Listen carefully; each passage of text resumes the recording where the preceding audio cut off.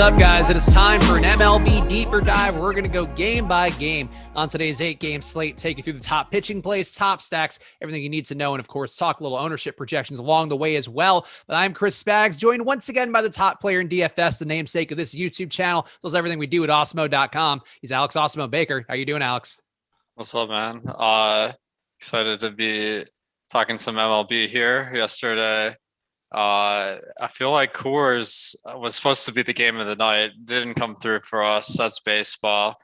Glad we got another chance here. We got ourselves another sharp mind with us today to round out the crew. Our boy and yours. Follow him on Twitter at Gundacker. He is Gundacker. How's it going, buddy? Here, how we doing? I'm excited. I'm liking the a couple of slates without like major weather concerns, because last week that wasn't what's up. No, not the best run for the weather recently, though. I guess, are there any games at all for you, Gundacker, that are jumping out as any sort of concern, or are we thinking it's all straight away? The only game I saw with a flitter of potential was the Pittsburgh game, but I don't think it's that big of a concern. Alex, anything for you here that you observed? I know in your quest to be the world's most renowned amateur meteorologist out there, is there anything that you're seeing for yourself that maybe just something to keep an eye on? Pittsburgh's definitely the one to keep an eye on. So I'm looking at a few different sources here. I think the rain is supposed to come in a little bit later based on this model. So it says it's supposed to start raining around 9 possibly. So like if that's the case, I think it should be pretty safe. All right, so we'll keep you guys updated if for some reason anything changes here, but that's your weather updates for the day. And also got a special deal going on right now for all of you guys watching the MLB Deeper Dive right now, for just really to support our guys who are tuning, and gals, of course, who are tuning into the shows every given day. Today we have a special promo code for you. If you use the promo code MLB Deeper Dive, all caps, one word, you can get yourself 15% off your first week of Awesemo Plus if you're a new member. And then just make sure to check it out. Honestly, we talk a lot about the tools on here today. The main slate ownership projections are free. So we'll do some money time at the halfway point of the show, give you guys the top 5 owned plays on DraftKings and FanDuel. But all that's free today, and you get a taste for what you're getting every single day if you use that promo code MLB Deeper Dive. MLB Deeper Dive, excuse me. I got to enunciate the promo code right for the sake of everybody out there. But 15% off of all the tools: top stacks tool, player projections, ownership projections, the top pitchers tool, the lineup builder, the premium Slack channel as well. It's all at your fingertips. So go check that out with that promo code MLB Deeper Dive at awesemo.com/join. Let's get into the game by game, though. We got our first game up. Miami 3.7 implied runs against Tyler Anderson, a man who's been improved this year, but still under a league average strikeout pitcher at 23.3%. That has improved from 20%. Today, he faces a Miami team that strikes out at a 29% clip, and we have seen some pretty good days going against them recently. So, Alex, I'll start with you, because Tyler Anderson in this spot projected for over 20% ownership, which is probably the loftiest number I think he might have seen in his entire career, but it's pretty big numbers for Tyler Anderson in what does look like a good spot. But are you willing to buy in on him on the level it looks like the field will? Tyler Anderson, I feel like he had a few good years for the Rockies, and then last year he just dropped off a cliff. So the fact that he has a 23% K rate so far this year isn't exactly out of nowhere. It was 22% for the Rockies in 2019. So the matchup versus Miami looks pretty favorable. Not gonna move the needle a huge way in one direction or the other, but I think if the weather is good for this one, and it looks like it should be, then Anderson isn't a bad option. Gundacker, how are you feeling about this one? Because it is a day where the humidity picking up a little bit, even if the rain doesn't hurt the game at all. Should be one of those days with 84% humidity there and 70-degree weather, it seems, going against Tyler Anderson in the spot. But we know Miami, they don't hit lefties very well. 157 ISO on the year, just under a 300 on base percentage. So are you feeling Tyler Anderson at that ownership? Are you trying to stack against him? How are you viewing this one? I think this one of those walk the fence situations for me. There's a couple Marlins bats that I actually would have some interest in.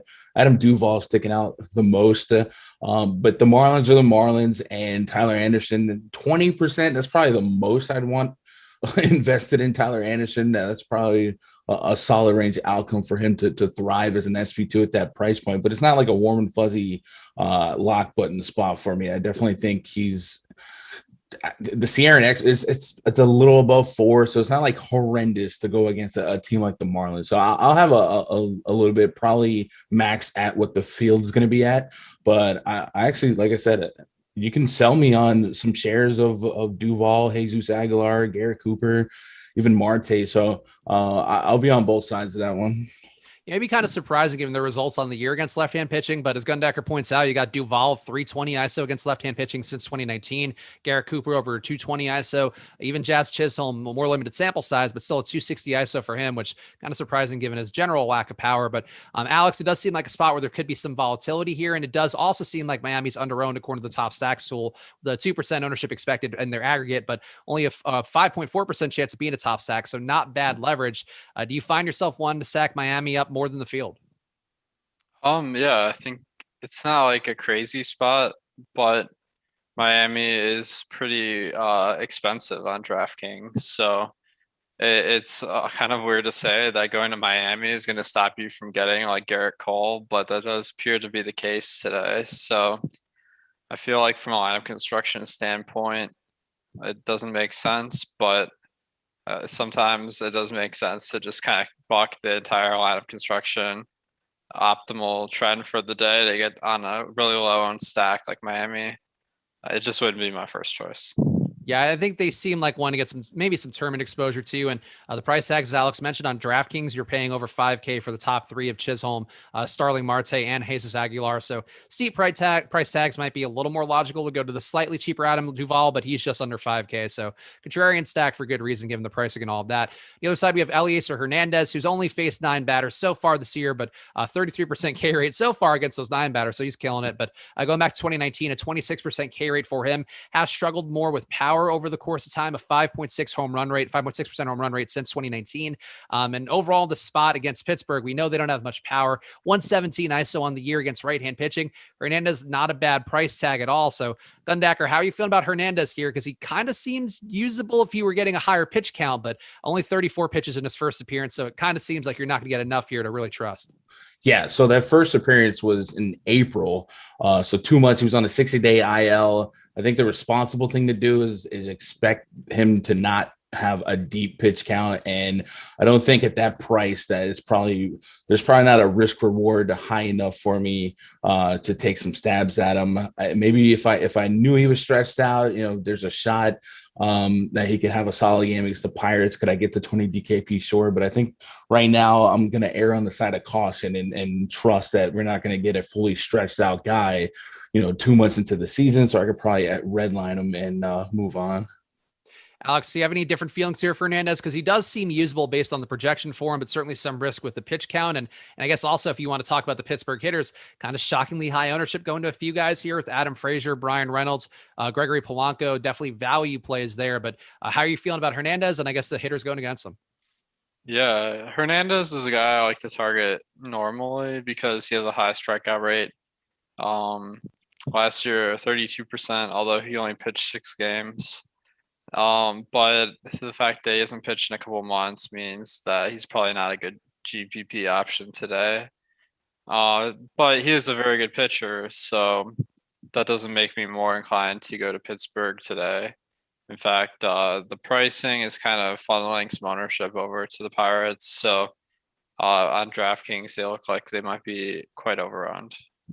And Gundacker pointed out in the chat, too, that he did go 4.2 innings on the 28th. And people are saying that he's had some rehab starts. So still not the highest pitch count there or highest stretched out opportunity for him. So definitely a guy that you're taking on some risk if you go there. But I guess some possibility as well for that. Let's go to the next game because we got to make a bunch of time up here. For some reason, I'm really bathing in the Miami-Pittsburgh game, but Arizona, 4 implied runs against Brett Anderson is going to be up next. Brett Anderson, baffling price tag on DK today with his 14% K rate, 13% K rate since 2019. Anderson, a guy who doesn't miss bats very well. In fact, his swing strike rate's down to 5% this year, which has also been bad historically at a 7.4% rate. And I don't get the Brett Anderson price tag. I also think he seems like he does give up some power, but generally is okay at run prevention, low launch angle, a 5-degree launch angle for him. So generally a sign is keeping the ball down. And this spot to me, Alex, I feel like Brand Anderson, I don't get the price tag. The field won't be there either. So I don't know if you're going to feel any strongly or differently about him, but I don't like him. And I also don't love the Arizona stack that much. It does seem like a lot of ownership going their way. They've hit lefties pretty well, but it just seems like a lot of ownership for an Arizona team and against a pitcher who does generally limit runs fairly well. Yeah, Brian Anderson, really low strikeout pitcher. That's not to say he's horrible. He's probably average to below average. The park in Miller Park is a good one for hitters. It's starting to heat up in Milwaukee. It's 80 degrees today. I feel like that's some of the higher temperatures we've seen in the Midwest this season. So if you're playing the Diamondbacks today, it's really gunning for the park more than anything because their team has a few solid guys in the middle of the order, but overall not great. And the matchup is fine, but not anything too exciting. So I'm a little bit lukewarm on them, I'd say. Gundacker, how are you feeling about Arizona? Because as Alex mentioned, you do have a couple hitters who've hit lefties really well. Ketel Marte with a 301 ISO, Carson Kelly, 265 ISO against lefties.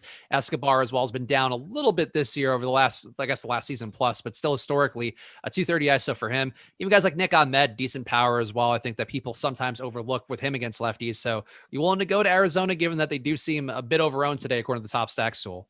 Yeah, I wish they were a little less owned, but they're, you compare their prices versus maybe the Marlins and think about who has a better opportunity for success. D-backs definitely get the park boost, and they're a contact team against a contact pitcher. Doesn't always equate to a bunch of, hit for average days, but there are plenty of bats, like you mentioned, that could thrive just fine against a lefty like Brett Anderson. He does have a decent ground ball rate, but he's still allowing a high average and a little bit of power, over 1 home run per 9 consistently for the last 4 years against righties. Most of these bats are either going to switch hit righty or just be pure righties. I love Carson Kelly against the left-handed pitching so far. I think Carson Kelly might be a little bit more fun on FanDuel. I like finding sneaky catchers that, FanDuel just ignores, the player base ignores because it's a catcher. He's only 2,700 over there. If he finds himself in the top 3, top 4 of that lineup, I could definitely get behind that. We've even seen him, I think, lead off against lefties. Christian Walker back in the mix. He's a guy that if I can neutralize the strikeout, I like his potential power, and I think Anderson can do that. So I'm there on this D-back stack. And then if LeCastro hits the lineup, I love playing LeCastro as a cheapie. Fastest guy in baseball. Just get some sneaky stolen base potential. So I'm with the D-back stack. I don't understand the Brett Anderson price. It's not a strikeout matchup. He's not a strikeout pitcher. So knowing that he's going to drop 40 in CGS. So yeah, today's the Brett Anderson no-hitter day that we're all going to miss out on, unfortunately. But yeah, definitely the baffling price tag, one that you don't have a lot of DFS reasons to play at. And I think the Arizona takes are reasonable. Just keep in mind for everybody out there, if you're playing them, you're going to be walking into some ownership. So maybe mix in some of the lower owned guys, an Escobar under 10%, Rojas under 10%, Josh Reddick. Really the highest owned guys are going to be Marte, Kelly, and Christian Walker. So just keep that in mind if you are going Arizona's way. The other side, we have John Duplantier going against Milwaukee, 5.5 implied runs for Milwaukee today. Duplantier, another guy who hasn't had great strikeout stuff, 20.7% K rate since 2019, has only faced 25 batters over the last season plus, but a 20% K rate, not missing bats any better. Gets a little bit higher chase rate for him recently, but sort of seems like that's something that's going to level out. Duplantier, another guy not giving up a very high barrel ball rate, 5.9% barrel ball rate this year, 5.7% since 2019. So to me, he's a guy that I think the park factors that we talked about earlier can certainly help make that ball move a bit more, but definitely seems more like a death by 1,000 cuts kind of pitcher to me, Gundacker. But how are you feeling about Duplantier going against Milwaukee? Milwaukee stack going to be the highest owned stack it looks like on the slate. Yeah, he's not good, and he doesn't have a lot of sample size at most levels. I'm trying to dig back into some of his minor league stuffs, and I just never get a deep sample size to trust the splits that I'm seeing. But in the small sample size of every level that I'm seeing, he does seem to be worse against righties than lefties, but he doesn't strike out lefties. And this is a Brewers team. We kind of joked about it before we went live. They're getting a little bit Again, a little bit healthier, and they do have some menacing bats here. Daniel Vogelbach, Christian Yelich, Avi Garcia's had a couple bombs in the last week. Those are some names I can get behind. Colton Wong with a rare, pair of bombs the other night. Maybe he's getting right. I don't love that price on Wong on DraftKings long term, but I could get behind the Brewers stack. The D-backs bullpen also not very, very great. So it could be a quality 9 innings and a plus park. And even, like I said, both sides of the game might pop off, but I can justify the Brewers, but I don't want to get over excited on the Brewers because of how lackluster they've been throughout the full campaign of the season. But isolating today, yeah, they're easily justifiable. Yeah, on the year, they are just getting on base at a 290 clip, but they've been banged up for most of the year, too, and getting some of these guys back into the mix that Gundacker mentioned definitely changes the prospect, especially Christian Yelich. So, Alex, how are you feeling about this team here? We're going to have over 25% ownership for the top three with Wong, Vogelbach, and Yelich. You're also going to have pretty decent ownership for Garcia and Narvaez, less ownership for the bottom of the order, the very much depleted Travis Shaw, Willie Adames, a little more usable. Jackie Bradley certainly has his moments. So, how are you handling this Milwaukee stack, Alex? I want to mention Duplantier real quick because it looks like no one's on him. I don't think he's crazy because he did go 86 pitches in his last start like a week ago, and it looks like he has a strikeout rate of around 20% averaged out. So I think at 5,200 on DraftKings and 5,500. The main thing you're worried about is can this guy literally go deep enough in a game, because this is rock bottom pricing. But Milwaukee definitely is one of the teams of the day, mainly because of the pricing on them being too low. Their lineup is out, and some of their key guys are very cheap, batting pretty high in the order. So we got Dan Vogelbach batting second. He's 2.6K on DraftKings and 2,100 on FanDuel. His price is super low always because he's a platoon risk, being a left-handed bat. They are going left to start the game or start the lineup. So it does seem likely that a left-handed reliever will come into this game, most likely. But that's just even cheap for 3 plate appearances, and the rest of the guys are super cheap too. So I think you're gonna find that a lineup with the Brewers and Garrett Cole looks sick, but we gotta consider everyone else is gonna have that too. So just be mindful of that. Garrett Cole was on the early slate, wasn't he? Oh, is he? My bad. You said it before, and I figured you were mixing the data, but now you said it the second time. I feel like I had to get there. Thanks, man. Yeah, I appreciate you calling me out. Well, who we got? We got you, Darvish. It is you. It's a U slate. It is a U slate. Oh, my bad, guys. I would also say don't play Garrett Cole today. It's not going to be good. Did he bomb? No. He got smacked. That's so. I'm glad because I didn't actually check the results because I was doing some stuff and then went to the gym real fast, and I did not see, but it felt like a spot. Yankee Stadium being humid as hell, and Garrett Cole giving up a lot of fly balls recently. It did seem like a tough pairing, but tough day, I guess. If you guys played the early slate, definitely no issue. Tilt's entering the main slate now. Because if Garrett Cole not going off on that slate with all the shitty pitching, probably not the best of times. Let's keep going through here. We got Minnesota getting 4.6 implied runs going against Chris Bubich. Minnesota been a really tough run for them going in that Baltimore series. They were chalked every day, did not pay off. Today, they'll actually be pretty chalky once again. So people still loving that Minnesota power. They certainly have more than enough to go around against left-hand pitching on the year, 189 ISO. Guys like Nelson Cruz, we talk about a lot against left-hand pitching with Bubich, and Bubich is throwing around 64 pitches a game, so maybe he'll be usable at his price tag, but doesn't seem like a great projection for him. The 2.5% ownership the field will be on does seem about right. But Alex, if you have any strong feelings about Bubich, feel free to throw him in. If not, talk to me about the Minnesota stack, because it does seem like this is a spot that could be a get well, maybe 80-degree day in Kansas City, not the most humidity, but could be maybe some things that go better from than it did in Baltimore. Yeah, the weather looks it looks solid. Nothing too crazy to write home about. One thing I'll mention is Minnesota's home park is pretty rough when you consider all the factors. So pretty much any park is going to be a decent shift. So I think that you got a good matchup versus Bubic. His numbers this year have been good, but I mean, I don't really buy into the idea that he's going to be a stud pitcher. He only has a 19% K rate. Maybe you guys can talk me into Bubic, but the Vegas line is projecting Minnesota at 5.2 runs, so it's one of the highest on the slate. And it's a really easy stack to take because they got a mix of cheap guys and expensive studs, so it does seem like a pretty good option today.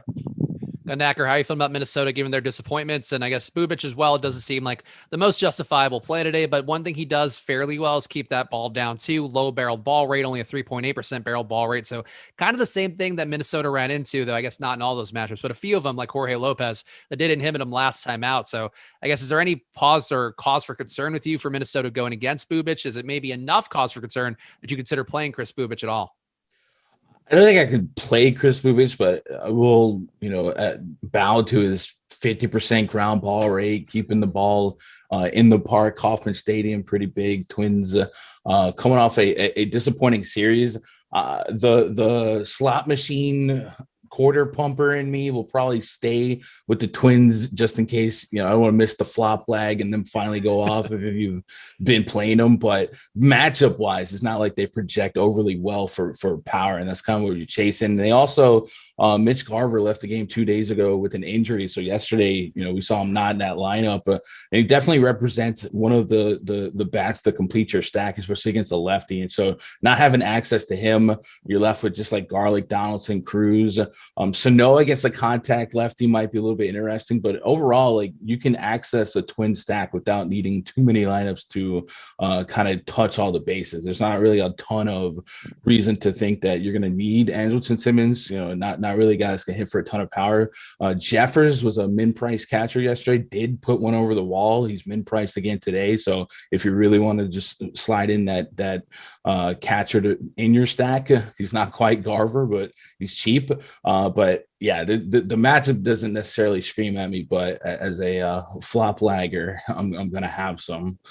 And at some point, Nelson Cruz will hit a home run against the lefty, even though he has continued to not do that. Sorry, Tyler. And Tyler coming back to the seat the second we talk about Nelson Cruz, but his least favorite player in the world. Of course, he did throw that World Series, as Tyler will tell us all time and time again. But he has just been running real bad against lefties over the last few games. And he does have a 393 ISO still against left-hand pitching. And I feel like you just have to point it out every time because I've seen this number drop from a 420 ISO to a 393. And this is a long enough sample size since 2019 that it hurts every time to see that number come down. But eventually he will hit a home run again. And today, 18% of the field will be right with you guys if you are playing Nelson Cruz, hoping that he does. The other side, we have J.A. Happ going against Kansas City, 4.9 implied runs for them. Happ has not been great on the year either, down to an 18% K rate. 5.2 xFIP is also a pretty tough number. Not giving up a lot of home runs, even though it does seem like with this barrel ball rate and a 17-degree launch angle, he should be giving up a little bit more. So I have a little bit of cause for concern here. Kansas City does have some guys who can put a good bat on the ball, and I guess they will be appropriately owned. This team going to be one of the higher owned stacks in the slate, and a lot of ownership going to, I guess, 6 guys here: Merrifield, Santana, Perez, Adalberto Mondesi, Dozier, and Soler, all going to be projecting for a good amount of ownership. So, Gundacker, I'll throw it back to you. A, are you willing to play any J.A. Happ? And then B, are you liking this Kansas City stack that's pretty decently owned? No, the J.A. Happ versus the J. Happ dilemma in my mind is a fun one. He hates when people call him J.A. Happ. So whenever I hear people say it, I feel like you're doing what it am on I supposed purpose. to be calling him? He's J Happ. It doesn't make sense, but but is it like, does the J and JA stand for J? I think it's James Anthony. Like, you're right for reading it that way, but apparently it's a pet peeve of his to be. Well, he sucks anyway. If this is what he was good, I would care more. Yeah, no, I'm with you, but it makes me laugh because it's like it almost feels spiteful. But no, I'm not playing J Happ here. It's just a 90-mile-an-hour fastball throwing guy, and that's basically his one pitch. So I'll be on the Royals. They're all pretty self-explanatory: Merrifield, Santana, Salvi. Mondesi has come back. He's been all over that barrel rate detector. He's had obviously we know his speed. So I'm with that. Jorge Soler, kind of the Nelson Cruz syndrome, not hitting for as much power as he once was, but in today's be good as good once as you ever was. I think today you could have a shot against J-Happ. So I'm with the Royals here. I like the top 4 projected, top 5 if Mondesi's bringing up that 5 spot. So yeah, give me some Royals. Alex, how are you feeling about the Royals here? Do look a little bit overowned according to the top stacks tool, but as we know from the now J-Happ, that I'll call him the right name. I'll give him that dignity because that's what I would want for myself if I were also a terrible pro pitcher. It used to be much better a few years ago. But I do feel like in this spot, Alex, I like this situation. I do think Happ has shown some propensity to get blown up more than he has and seems due for some regression. Even just looking at the numbers, he's at a 4.4% on run rate since 2019, only 2.6% this year, and he has not been good enough to justify that in any way. Yeah, I mean, I feel like he hasn't been good in a while, so definitely a pitcher that is worth picking on. He doesn't really get strikeouts, so I'm not really considering him in fantasy lineups. So I'm kind of looking at the Royals. It looks like people might be overcorrecting a little bit for the matchup because the Royals are showing pretty high ownership. And I think the pricing isn't even that good. So I'm a little bit confused why everyone is landing on the Royals, but I think you can find some better stacks. It could be one of those things on paper. It does look good going against Happ, but the price tags, there are a couple guys over 5K, Merrifield, Salvador Perez. Both have had good results in the past, but certainly going to be owned. So one to watch the ownership. It seems like heading up to lock. And then if it does get perhaps too onerous, maybe one to move away a little bit, but certainly some fine one-offs, I think, in particular going against Happ today. Let's try to get one more game in, then we'll do some money time, and then we'll continue with the rest of the slate here. But we got Detroit getting 3.2 implied runs against Lance Lynn.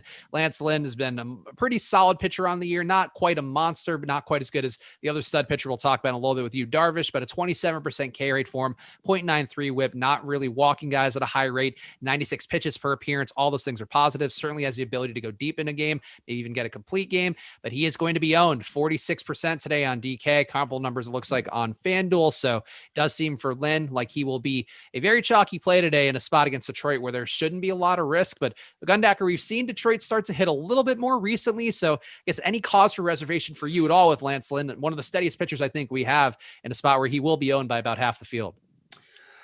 A little. The only thing that kind of like hits my eyes, Lance Lynn has had a 4.5 xFIP to lefty so far, but it's probably not a massive sample size. I'd probably lean more on what he did last year.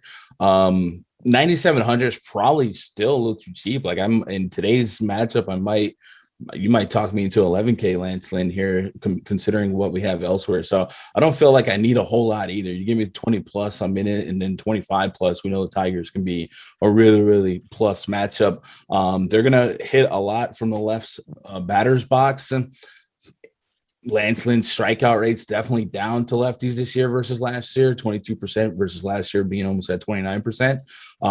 But I also think, maybe some maybe I can live with 22% here because of the other options on the slate. Darvish is about the only guy that probably contests with him in terms of who is the most optimal pitcher at the end of the night. And, he's a $1,000 discount to him. So I'm right there on Lance Lynn. I don't know if he's going to be my highest owned pitcher, but he'll definitely be top 2, top 3 for me.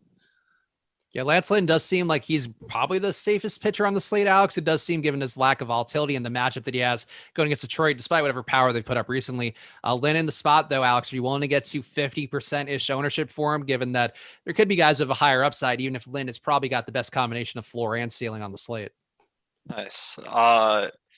Yeah, I think with Lynn, it can be regarding what you just said. Like, I feel like volatility of pitcher is always like high enough, like because like it's baseball. Like pretty much anything can happen. Like the number of outs that a guy gets versus hits is just like so random that it's not like a huge thing I'm worried about. And the matchup versus Detroit, like you can pretty much tell me anyone is going against Detroit. It won't matter what pitcher it is. Like you should probably think about rostering them in fantasy. So the fact that it's actually a pretty good pitcher today, it seems like a no-brainer. The only thing is the weather in Chicago is starting to get hotter at 80 degrees. So starting to get a little bit more slanted towards bats for who has the edge. And the Detroit stack, Alex, would you get to them at all today? Does seem like they're under-owned according to the top stack. Still a better chance of being a value, but Lynn doesn't give up a ton of production. Also a pretty good bullpen behind him with only a 3.6 xFIP. So are you willing to go to the Tigers at all for hitting today? They do look like one of the worst teams to stack up. Just looking at this run total being under 4, that's definitely a mark that I want to see exceeded when I'm stacking.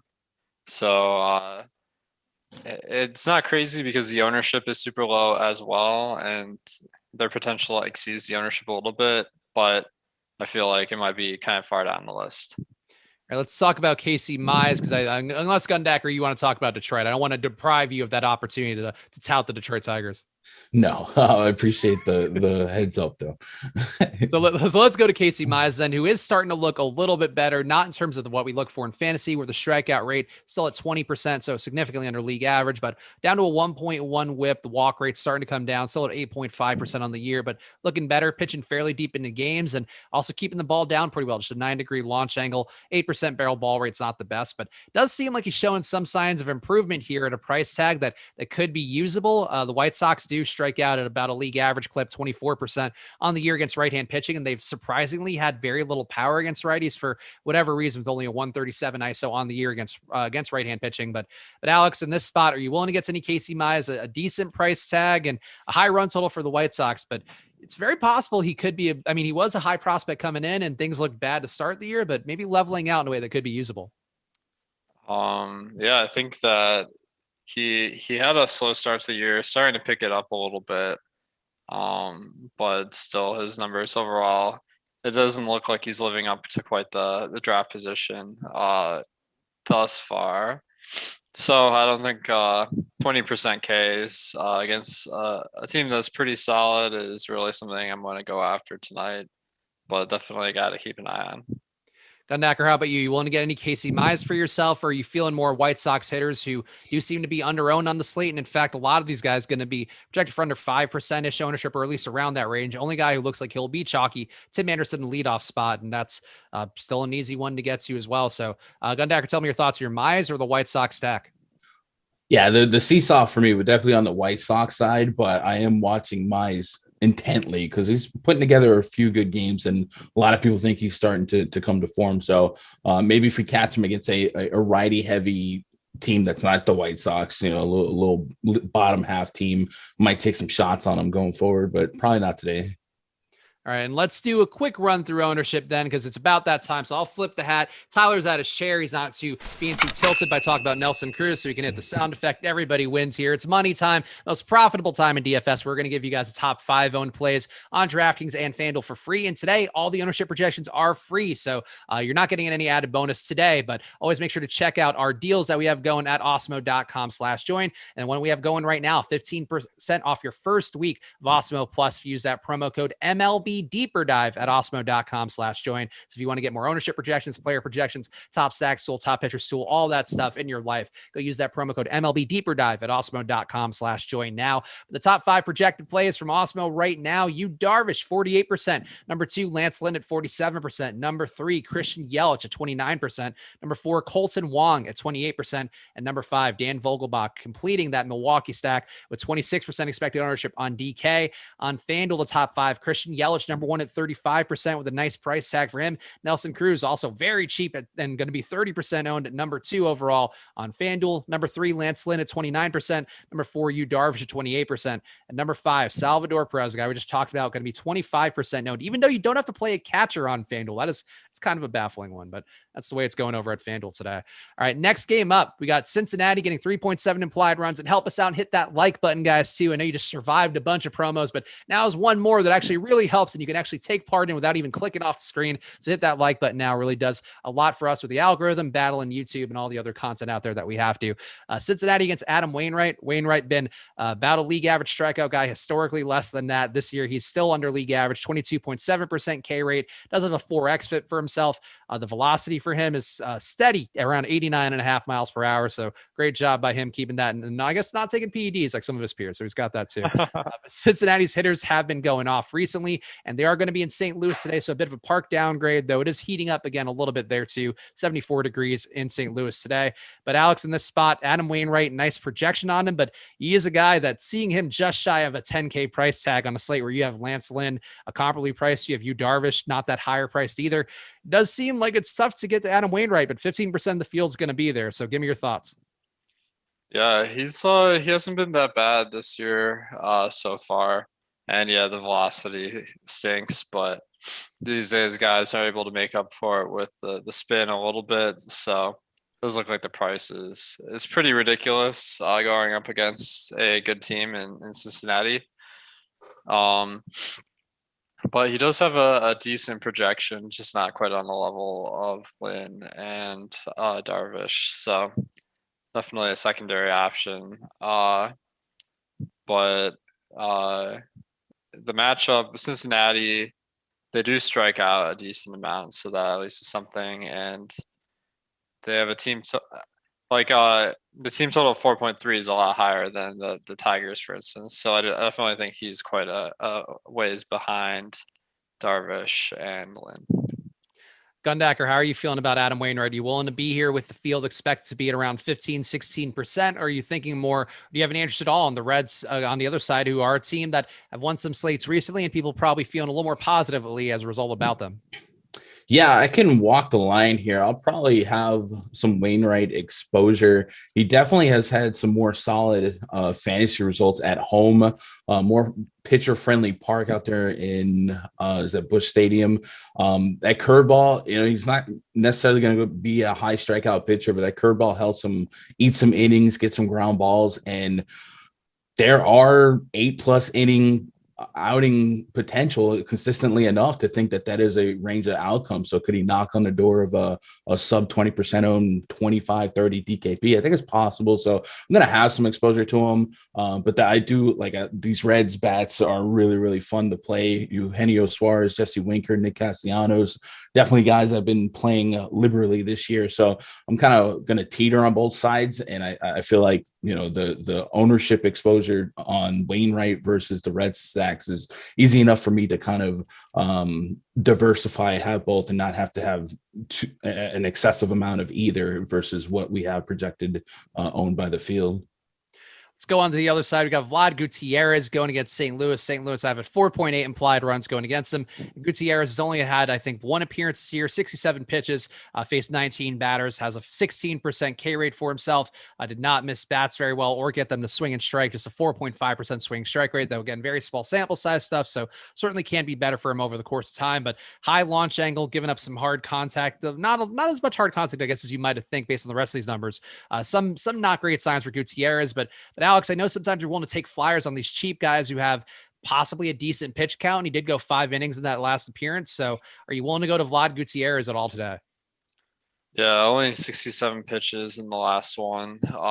So that is on the low end. He doesn't look like a horrible strikeout guy. He struck out 31% in 3 starts in AAA this year. But over the past seasons in the minors, not a great strikeout pitcher either. So I don't see a ton of reason to do it, but it's the price is pretty reasonable at 5K. So if there was some lineup where you could only afford him, I wouldn't cross him off. Gundacker, how about you? You willing to get any Vlad Gutierrez at your life at a price tag that'll allow you to afford pretty much whatever ace you want, and probably a decently priced stack as well? Or are you feeling more the Cardinal side because they do have some ownership going their way, but also look a bit under owned according to the top stacks tool?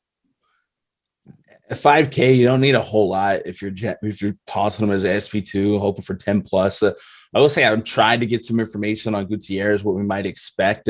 Alex said he has had a decent K rate so far this season in the minors. Not a ton of samples, I think like less than 20 innings. One thing I have noticed, I look at this season, 2021 so far in the minors. He's allowed 2 homers in 10 innings against righties, 1 in 6 innings against lefties. The last season I have sample size on is 2019.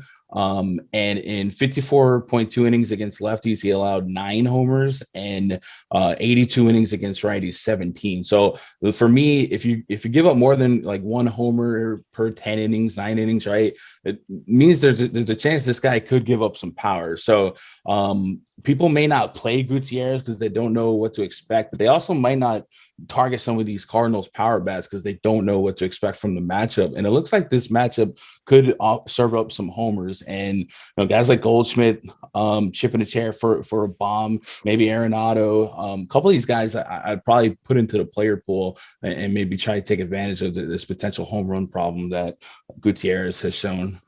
Yeah, I think I'm with you on that. I think this is one of those volatility spots where, like Alex saying, if the price tag works, I think that's probably the main reason to get there. But it doesn't hurt to have the field's 5.5% exposure. I think for a guy who's that cheap, it maybe opens up to different constructions on a lot of people will be on today. So definitely one of those volatility spots to talk about a lot here. You should have no issue playing a little bit of both sides. Let's get to our next game. We got Seattle 3.9 implied runs going against Griffin Canning, and Griffin Canning, a boom or bust pitcher, really, with a 26% K rate, but also a 6% on run rate, a little bit less than that on the year. 1.4 whip. He is walking guys way too much, 10% clip for him, but also does have the strikeout ability. And he is facing a team in Seattle who we just saw have some really bad results yesterday against Sean Manaea.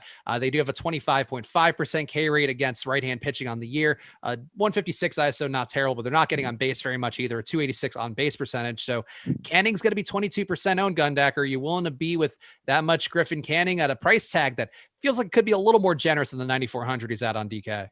Yeah, price tag isn't great considering that the same area. I think it's more expensive than it's right there at Lance Lynn, 300 from Lance Lynn on DK. So you feel like more often than not you're gonna have that extra 300 to just go grab Lynn. Maybe that makes Canning a little bit more lucrative for some ownership at the end of the day. But the matchup, I think it's the matchup. But Mariners, Tigers, teams like that offer a lot of strikeout and low power. So Canning might be able to erase maybe this whip issue that he's had so far in the last 2 seasons. Last time out, I definitely don't like to chase games, but last time out against the Mariners, he did drop 30 DKP. So we do understand that is a range of outcome. So yeah, I don't love the price point. I feel like the price for just ownership, that ownership is probably the number I would have had in my head to kind of plan him in my lineups.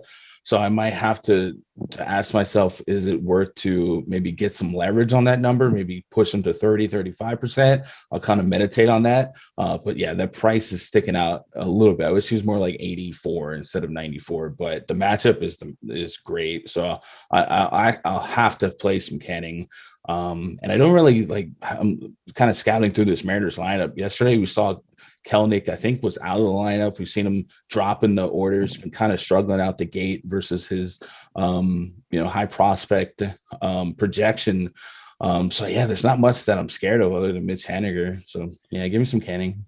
Maybe there's a reason Kelenic didn't get called up immediately, even though that was something that led to some people getting fired for the Mariners, but who knows? Alex, talk to me about Canning. You mentioned kind of a similar situation with Detroit where you just don't mind taking any pitcher against them. And I think this is going to be Seattle. Similar criteria. They've had a few no-hitters against them this year, and Canning pitching, not as deep in the games as you might like to see, 77 pitches per appearance, but does have the strikeout ability. And if he can get a little more, certainly going to have a day that could potentially be slate breaking.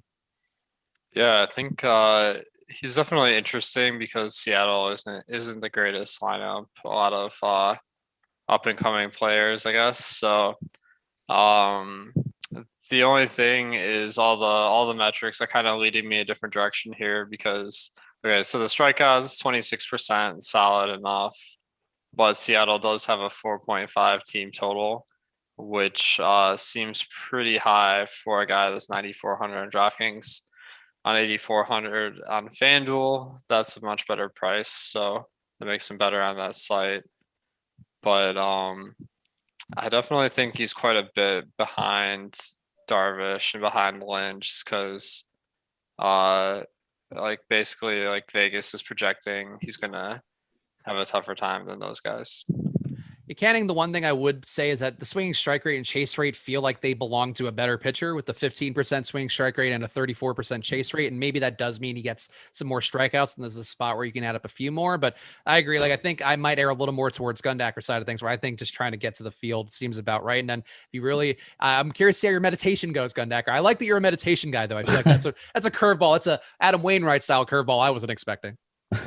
Well, I'll say one thing on Canning. So far this season, his strikeout rate to lefties has been under 17%, and his projected Mariners lineup has 6 lefties. So if they come out super lefty heavy, I might let that, max me at the field too, and might even go less. It's definitely something to watch out for there. On the other side, we're going to have Justice Sheffield going. He has been a pitcher who throws fairly deep into games, but doesn't get much in the way of results. A 16% K rate, get up a 290 batting average, a 1.6 whip on the year. Walking guys a little bit too much as well. I think he's a pitcher that going to be 1% owned by the field. Seems like for pretty good reason. The Angels on the other side, though, they don't strike out very much at all. 20.5% strikeout rate on the year against lefties. The power has been not great. A 150 ISO against left-hand pitching so far this year, but it feels like that should be a little bit better with guys like Upton, Ohtani, Rendon expected to be hitting in the leadoff spots. And even guys like, Gosselin, I guess, has been usable at times. Kurt Suzuki's certainly been usable over the course of time. Does feel like the Angels stack, Alex, should be a little bit more appealing against Justice Sheffield, but are you willing to get there? Because they do seem, actually, no, they look a little bit underowned according to the top stack tool. So I guess maybe a lot of positive signs here blowing for the Angels. Yeah, I think the Angels look pretty solid. It is, Justice Sheffield, as you're saying, not a great pitcher, a little bit below average.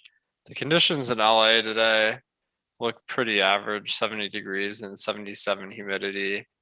But they do have some talented guys like Ohtani and Rendon for sure. So I think they're worth taking some shots. But the further you go down that lineup, the uglier it gets, certainly. So I think, a pretty average spot, to be honest. Gundacker, how are you feeling here? Not a bad run total for the Angels, but it is a pretty weak order once you get past the top 3. Maybe some guys you could squint your eyes to make it look a little bit better, but for the most part, not a great matchup. And Sheffield also does keep the ball down fairly well. It's one thing, 2.3% on run rate this year, 1.9% since 2019. So maybe not a ton of reason to be with the 24% ownership expected for Upton, but are you willing to get any Angels at all? Yeah, if Upton's leading off, I'm willing to bet on maybe him jumping on a first pitch fastball or something like that. He's cheap enough to get there. But yeah, it's just probably the usual suspects: Upton, Ohtani, Rendon, maybe a share or two of Jared Walsh. But I'm not as excited as I used to be about Angels versus lefties here. Yeah, I think it's reasonable. It is a weaker lineup than it has been. Obviously, still no Mike Trout out there. And then you have guys like Juan Lagares hitting cleanup. So that's going to be generally a spot that turns you off to the stack a little bit more. But top 3 does look pretty good. And maybe some ways to get low ownership here. A lot of guys projected at 1% ownership from the 4-hole down. So if anybody gets there, they're a very contrarian play. 2 games left. We got the Cubs, 4 implied runs against Anthony DeSclafani. DeSclafani still not a great strikeout guy, a 21.6% K rate for him on the year, which is down from 22.3% since 2019. Does randomly spike those upside days. And the Cubs have a 25% strikeout rate on the year against right-hand pitching. So maybe some case to be found here in a lineup with 6 guys that strike out above league average. But DeSclafani, one of those guys that I've talked about on these shows, I just don't ever love. And I think the field's 15%. Or almost 16%, more than enough for me. Gundacker, DeSclafani, what are you feeling about him? Do you like him against the Cubs team, who we know certainly can get going in pretty much any spot? Yeah, I think a modest output is the median range of outcomes, and at 7K, like if you can knock on the door at 20 here and there, sure. I don't think that is maybe the median here, but I think it probably is a range of outcome for DeSclafani. So I probably put him at the back end of my player pool and maybe cap him at 10%. And if I get any, cool. If I don't get any, cool. Just not a run to spot. Definitely can target against him so far with lefties this season, and he's allowed power to lefties as long as we've known him. So if Jock Peterson catches that leadoff spot, it's kind of like the left-handed Upton here. He might be able to send one out the park early. And then we know Rizzo and Ian Happ could also benefit. Yeah, and it is a pretty big pronounced split for DeSclafani. A 211 ISO allowed to lefties since 2019 compared to a 133 ISO to righties. But Alex, are you willing to go to DeSclafani today, or do you like the Cubs hitters in a spot? San Francisco's Park, we know, playing a little better for power recently, and it is a really humid time in the Bay Area, it seems. 80% humidity today was also pretty high, I think, most of the days this week. Yeah, definitely. The humidity should make up for the temperature of 58. So not horrible conditions for San Francisco. DeSclafani, he's been off to a pretty good start this year. 3.8 xFIP over 60 innings, 21% K rate. And the Cubs do strike out a little bit more than average, but they do have a lot more power than average too. So could easily get blown up, but I think the price might be in the sweet spot where it allows you to spend up on some stacks. The ownership looks reasonable, so I think the strikeout potential is just enough to make me interested. And then the Cubs hitters, Alex, do you find them to be interesting too? Does look like they're under owned in the top stacks tool, and to me, it's another spot where I don't mind playing DeSclafani, and I think the Cubs bats just look under owned as well. Yeah, they do. They're looking a little bit overpriced, and that's a good opportunity for us fantasy experts that are able to find the cheap plays to make them work. So that's definitely a avenue we should pursue tonight. And then let's talk about the other side. We got Zach Davies pitching. He has been pitching about 76 throws per appearance so far this year. About 4.5 innings is what that's good for. Does keep the ball down, doesn't strike guys out. So it's a fantasy option. It seems pretty flimsy, Gundacker, but I'll ask if you have any Davies interest, or are you feeling the Giants hitters who have that 182 ISO on the year and do have some strikeouts, 28% K rate on the year against right-hand pitching? Yeah, we'd probably put him in the pool of the 5-6K guys versus the other 5K guys. At least we kind of know what we're going to get from Davies. No velocity, and hopefully keeps the ground on the ball more than not. So far this season, almost a 45% ground ball rate to righties, 46 to lefties. So not allowing a lot of power, which is really what we want in our stacks. But he does have a little bit of he'll challenge some hitters to make contact, maybe allow some traffic and somebody bleeds through. But it's kind of one of those spots where he does just enough that I don't want to stack against him, but it doesn't really offer me a lot of fantasy upside. So it might just be a wash for me. Alex, do you have any more interest in the Giants hitters, given decent park factors, and these guys have had surprising power and certainly been able to get there to win tournaments a few times this year without a lot of ownership on them? Yeah, San Francisco, I don't know how they did it, but you got guys that should be past their primes, like Posey and Crawford, just batting like lights out so far this year. So I'm not going to ask any questions. I'm going to play them. But they got a decent matchup versus Davies. As we were talking about, the conditions might be decent, like a little bit better than average for San Francisco. So I think they're worth taking some shots on. In our last game on the slate we got here. So hit that like button if you can, guys. Looks like we got about 364 people in here, only 67 likes. So I feel like get us to a respectable 100 if you can. Hit that like button now and subscribe to the channel to check out all the content we have going on here all day long, from early in the morning till parts of the night. You know, see something here on Awesemo to cover the sports that you're playing for DFS or sports betting. Last game here, we got the Mets 2.8 implied runs going against Yu Darvish. Yu Darvish seems like the best pitching play on the slate, at least in terms of his results on the year and probably historically as well. 31% K rate for him since 2019, 30% K rate this year, 0.93 whip. The xFIP has come up a little bit, so some worrying signs in addition to a drop off in swing strike rate, significant drop off in chase rate from 32.9% to 29%, but still this spot going against the Mets. They strike out 23% rate, not a ton of power on the year with a 122 ISO against right-hand pitching. So Gundacker, will go to you first here. We do have a lot of ownership going to Yu Darvish. About half the field will be on him. I feel like there's maybe a little more risk here than Lance Lynn at similar price tags, and Lynn being cheaper. I might be a little more inclined to go Lynn's way, but how are you feeling about Darvish? And I guess, are you willing to get with the field given that half the lineups will be playing him today? Yeah, usually when I see 50% on a pitcher, I try to do everything I can to debunk me needing to be at that or trying to leverage that. But I think on this slate, I'll probably just buy the horse here. I think the Mets offense is just not something I'm running from. Definitely present plenty of strikeout potential. Lindor, not really a high strikeout guy, but his bat's been kind of stagnant overall in this season. I guess in a more recent sample size, Mets fans will believe that he's heating up. So this would be a good task for him. Peraza's another guy that doesn't strike out a ton, but doesn't hit for a great average or for much power. So I'll probably just buy into Darvish here, and then I guess I'll just have to kind of crunch some numbers and see what would be a safe spot to feel like I have some leverage here, because I'd probably like to have maybe 20% leverage on the field, and 70% is a lot to have.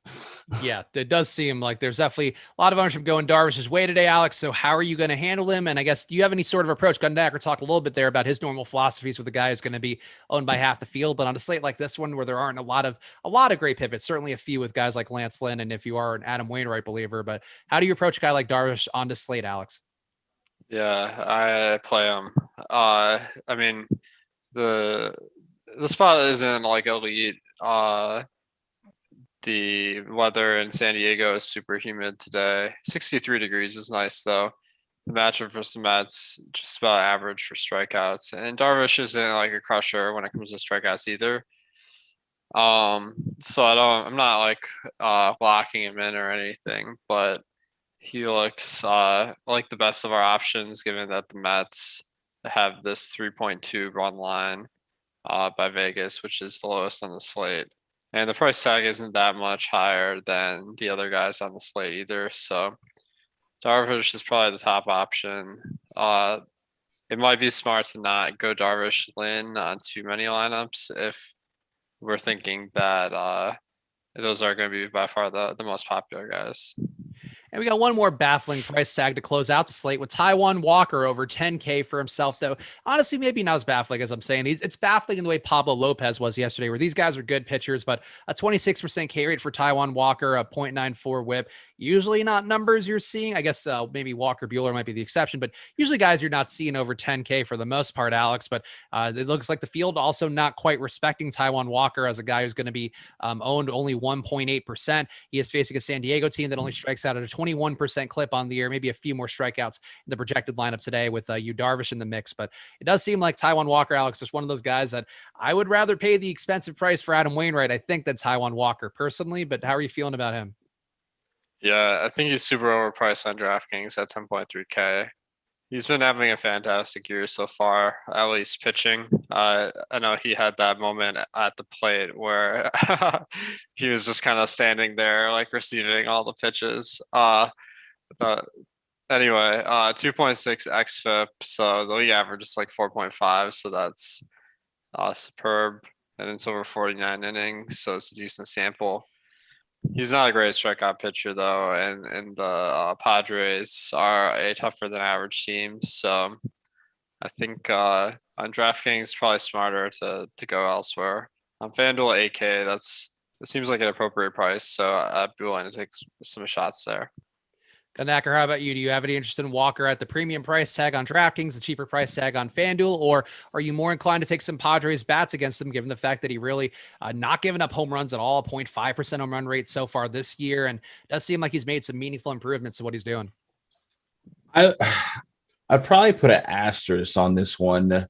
There's a chance this Padres lineup is pretty watered down. Tommy Pham had a collision with Kim yesterday, busted his chin open, had to get stitches. Getting a CT scan, like he could be on the concussion protocol. And Fernando Tatis is dealing with an oblique injury. They yanked him from the game the other day. So there's at least a chance that this lineup doesn't have Pham, doesn't have Tatis. And it's just like Machado and the rest of them. I still think, the Padres bats will be solid enough, but sitting right now, I'm looking at, it's almost a sub-4 run total. You add that up with the potential lineup not being, the strong Padres lineups that we know in our head, there may be a backdoor chance that Taiwan Walker can surprise us. 10K obviously is not what I would like to pay, but if I'm trying to get a little bit different, he might be somebody that's sneaky at the end of the night because of opportunity at a lineup that is a little weaker. Any lineup that doesn't have Tatis is much, much worse. Yeah, no, I think that's a good point. He certainly will be very lowly owned on DraftKings. So if you wanted to take some permanent flyers on him at 1%-ish, maybe 2%, definitely not the craziest thing in the world, because that's a pretty good point. I think it's something too with the late swapping. People won't know that lineup. So maybe there's a chance here that it does get better. And on FanDuel, you'll know at a reasonable price tag as well. We got a few seconds here, I guess a minute by the time people hear this before we're closed out entirely. So let's do home run picks before we quit. And I'm not going to be a gentleman at all. I'm just going to take my home run because I don't want you guys to steal it. And I know Gundacker said this guy's name even before the show, though I think you were just looking at your sheet, but just in case, Adam Duvall, my home run pick for the day, going against Tyler Anderson. I'm a believer in the situation. I'm a believer in Adam Duvall. So that's my pick. But Gundacker, if I stole that from you, my apologies. You can have yours now. No, he's number one on my bomb detector. That's why is he? Okay. So good. So I'm glad we're in line then. Great minds. I'll go with number 4, Jock Peterson. Ooh, I like he screwed me on the home runs yesterday, but I do like that call as well. Alex, how about you? Home run pick to close us out. Oh man, there's so many guys. It's hard to just pick one. But I'll go with Pete Alonso. He good power hitter facing Darvish, so tough matchup. But that's why we pick our home run picks, is to get a little bit of exposure to guys we're not playing in DFS. And our guy Tyler, producer Tyler Zander, cannot do this without him. So we're going to give him his pick. He's taken Mike Yastrzemski. So that is a fun one as well here in a spot for San Francisco. We talked about might be a little under owned. Make sure to go follow at Gundacker on Twitter. Follow at Awesemo DFS on Twitter. Follow at Chris Spags as well. And make sure you're following at Awesemo_com. We have giveaways and all the great content that we're doing all day long on the website, as well as on YouTube here, funneling through there all day. So make sure to check that out at Awesemo_com and use that promo code MLB Deeper Dive if you want to save 15% on an Awesemo Plus weekly pass. That code is only going to be active during the show, so get in there now while you can. We appreciate you guys for being here. Enjoy your days. Hit the like button before you go, and good luck.